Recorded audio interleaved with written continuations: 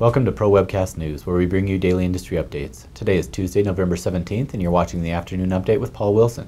Today's news is sponsored by Game Plan Financial. Every agent needs a game plan. For more information, please visit www.gameplanfinancial.com.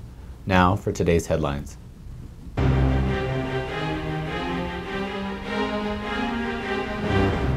Approximately 15.6 million tax filers may be receiving more of the Making Work Pay credit than they should be, meaning they will either receive a smaller refund than expected or will owe money to the IRS, according to a report this week from a Treasury Department Inspector General.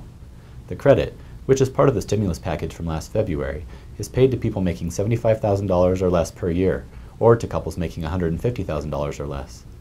People who qualify are being paid incrementally through their paychecks.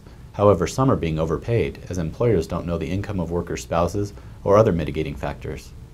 In response to the report, the IRS said that it believes that the number of people affected will be far smaller, adding that most will simply receive less of a refund rather than having to pay extra taxes.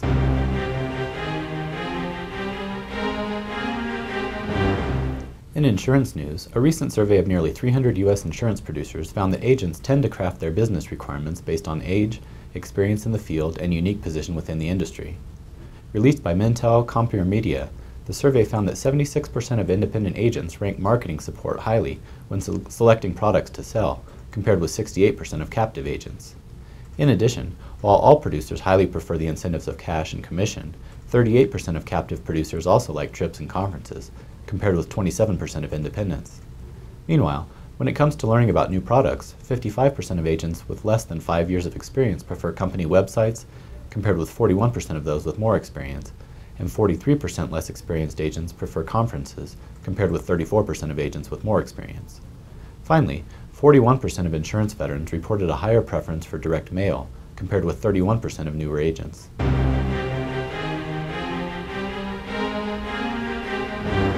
In employee benefit news, a recent survey by Towers Perrin found that employers in the U.S. will see their medical expenditures rise 7% in 2010.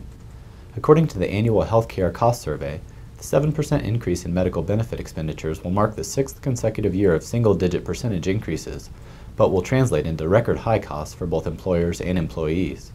In fact, the average annual per employee spend will top $10,000, with 78% of that amount funded by employers. However, employee premium contributions will rise by an average of 10%, higher than 2009's increase of 8%. I'm Paul Wilson, and thanks for watching Pro Webcast News. For more in-depth news and features, visit producersweb.com.